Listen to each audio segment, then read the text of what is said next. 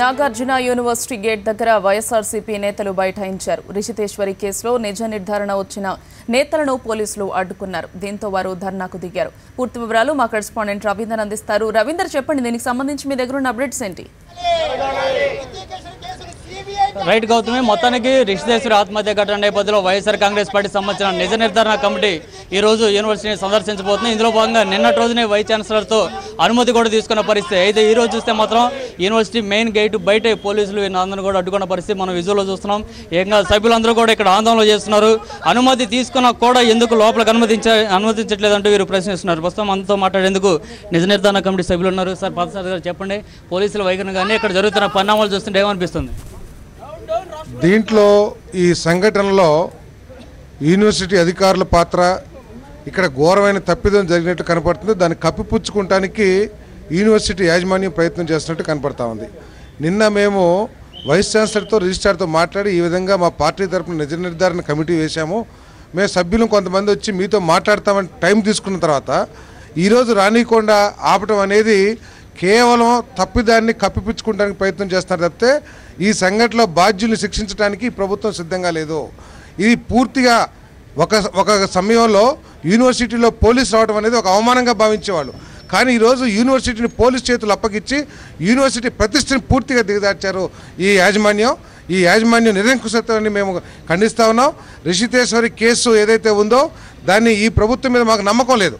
ఒకవేళ నిజంగా రిషితేశ్వరి కేసులో న్యాయం చేయాలని ప్రభుత్వానికి ఏమాత్రం అన్న ఉద్దేశం ఉన్నట్లయితే వెంటనే బాధ్యులు సస్పెండ్ చేసి చర్యలు తీసుకునేవాళ్ళు. వీళ్ళంతా కూడా కొంతమందిని రక్షించడానికే కొంతమంది రాజకీయ నాయకులు ప్రయత్నం చేస్తున్నారు.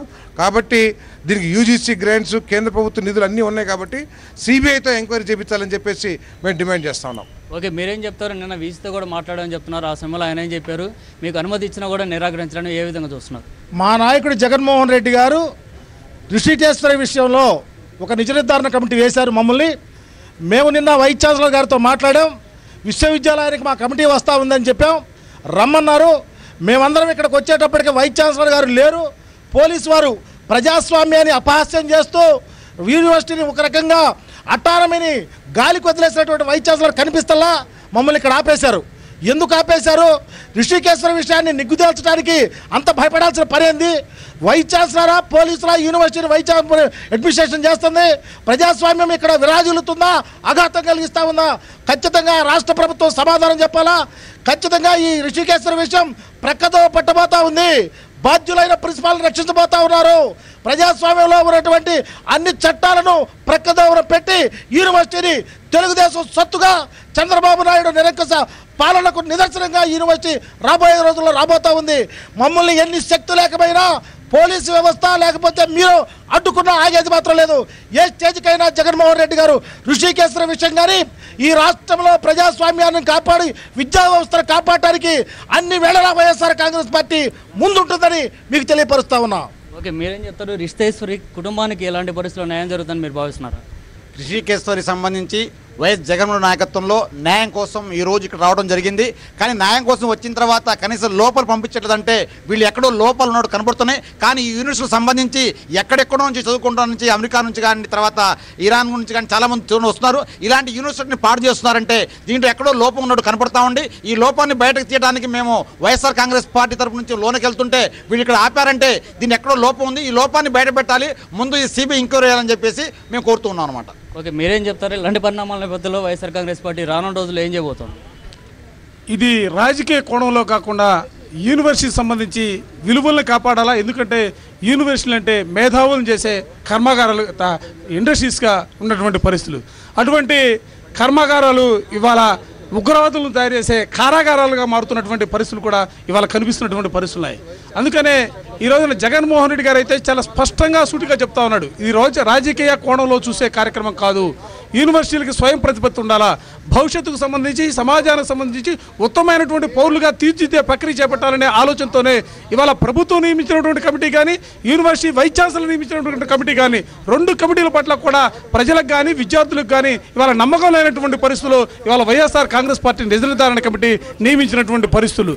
అందుకనే ఇవాళ మేము వైస్ ఛాన్సలర్ గారితోనూ పోలీసు అధికారులతోనూ మాట్లాడి యూనివర్సిటీకి వస్తే అటువంటి యూనివర్సిటీలో ఇవాళ మమ్మల్ని లోనికి పోనీయకుండా మమ్మల్ని బలవంతంగా బయటికి ఉండే కార్యక్రమాన్ని, నిజాన్ని గొంతు నొక్కే కార్యక్రమాన్ని ఇవాళ యూనివర్సిటీ అధికారులు ప్రభుత్వం చేపట్టినటువంటి పరిస్థితులు ఉన్నాయి. కాబట్టి ఇది అంతం కాదు, ఇది ఆరంభం. మేమేదో మమ్మల్ని ఇక్కడ ఆపితే ఆగేది లేదు. ఈ సమస్య పరిష్కారం అయ్యేంత వరకు కూడా, యూనివర్సిటీలో ఉన్నత విలువలను నెలకొల్పేంత వరకు కూడా వైఎస్ఆర్ కాంగ్రెస్ పార్టీ పోరాటం చేస్తుందని చెప్పి సందర్భంగా చెప్తా ఉన్నా. ఓకే, ఇదే పరిస్థితి ఇక్కడ ప్రతి ఒక్కరు ఒకటే చెప్తున్నారు. ఖచ్చితంగా రిషితేశ్వరి కుటుంబానికి న్యాయం చేయాల్సిందని చెప్పి వీరంతా కూడా డిమాండ్ చేస్తున్న పరిస్థితి కనిపిస్తుంది. ఒకసారి విజయవాడ నుంచి వంగవీటి రాధా ఉన్నారు. సార్ చెప్పండి, ఎలాంటి పరిస్థితులు చూస్తున్నారు? యూనివర్సిటీలో ఎలాంటి పరిణామాలని పట్ల మీరేం చెప్తారు? వాళ్ళ వైస్ ఛాన్సలర్ పర్మిషన్ ఒక పక్కన పర్మిషన్ ఇచ్చి మళ్ళీ ప్రజాప్రతినిధులు వచ్చిన ఒక పక్కన శాసనసభ్యులు మాజీ మంత్రులు వచ్చినా సరే రానివ్వకుండా పోలీసులు అడ్డు పెట్టుకుని కేవలం దౌర్జన్యంగా చేస్తున్నారు తప్ప, పోలీసులు అడ్డు పెట్టుకుని అంటే నిజం దాచిగా కప్పిపుచ్చడానికి చేసే కార్యక్రమం లాగా ఉంది తప్ప వేరేదని చెప్పంటే ఏమీ లేదు. నిజం అని చెప్పండి బయట రావాలని చెప్పంటే మేము తీసుకుని ఇవాళ మేము కనుక్కునే వివరాలు కూడా ప్రభుత్వంకి అందజేయబోతున్నాం. అసలు అది మేమే దొమ్మి చేయడానికో గొడవలు చేయడానికో రాలేదు. అసలు ఇది ఒక బాధ్యత గల పార్టీలోంచి ఒపోజిషన్ పార్టీలో ఉన్నాం. ఇక్కడ స్టూడెంట్స్ కానీ లేదని చెప్పంటే ఉన్న వాళ్ళని కనుక్కుని సమాచారం తీసుకుని ఇద్దామని చెప్పి వచ్చినా సరే దౌర్జన్యంగా వాళ్ళందరిని ఆపేశారు. అసలు అది ఎట్టి పరిస్థితుల్లో ఈ ఉద్యమాన్ని మాత్రం వైఎస్ఆర్ కాంగ్రెస్ పార్టీ ఆపదు.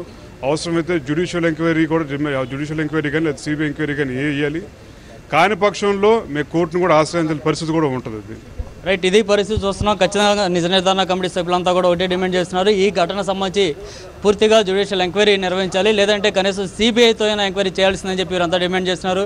ఏదేమైనా యూనివర్సిటీలోకి వెళ్తాం, వైస్ ఛాన్సలర్తో మాట్లాడి తమ అభిప్రాయాలను చెప్తాం. అట్లాగే ఇక్కడ జరుగుతున్న పరిణామాల గురించి అభిప్రాయాలను పూర్తిగా సేకరించిన తర్వాత ప్రభుత్వానికి నివేదించేందుకే మేము అందరం వస్తున్నామని చెప్పి వీరు చెప్తున్నారు.